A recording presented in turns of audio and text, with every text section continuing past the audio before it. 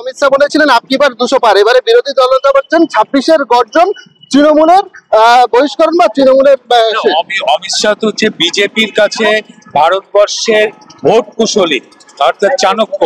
তিনি 200 বলেছিলেন, 200 সিটে আরো হেরে গেছে বিজেপি। আর অমিত শাহ বলেছিলেন যে লোকসভার ক্ষেত্রেও বলেছিলেন যে বিজেপি এককভাবে 400-এ পৌঁছবে, 240-এ নেমেছে।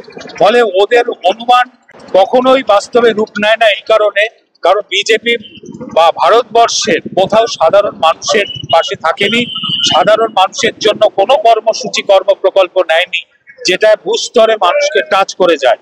শুধুমাত্র বিদ্বেষ তৈরি করা, মানুষকে আতঙ্কে তৈরি করা, কখনো এসআইআর, কখনো এনআরসি, কখনো সিএ দিয়ে মানুষকে আতঙ্কের মধ্যে ফেলে ওরা একটা সংখ্যার ভোট পেতে চায়। এ কৌশল ভারতবর্ষে চলে না বলেই বিজেপির কথায় কিচ্ছু হবে না। বিজেপি কর্পূরের মতো উড়ে যাবে বাংলা।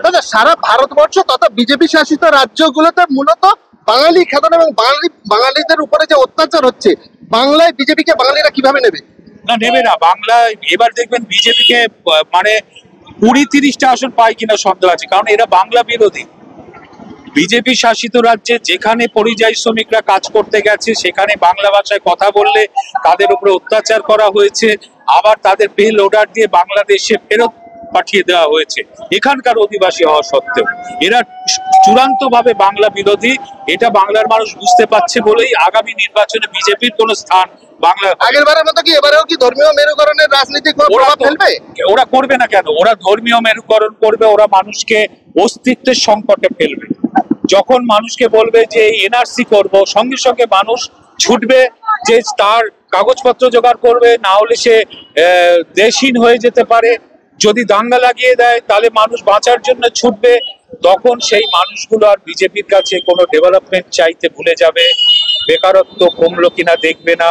মানুষ যখন নিজের অস্তিত্বের সংকটে ফেলে এভাবেই বিজেপি জিততে চায়। এই কৌশল চলে না, এটা দেখতে পাবেন। বিধানসভার লোকেদের জন্য পুজোর পরে এই বিজয় সম্মিলিত এসে কি বার্তা দিতে চায়? বার্তা একটা, একসাথে জোটবদ্ধ ভাবে থাকতে হবে হিন্দু মুসলমান সহ সব ধর্ম সম্প্রদায়ের মানুষকে। মমতা বন্দ্যোপাধ্যায় আছেন, তিনি ডেভেলপমেন্ট করছেন, তৃণমূল কংগ্রেসও পাশে আছে। আমরা আমাদের গ্রামকে ভালো রাখবো, সুন্দর রাখবো, একত্রিত রাখবো, ভালো পরিবেশের মধ্যে রাখবো। ধন্যবাদ।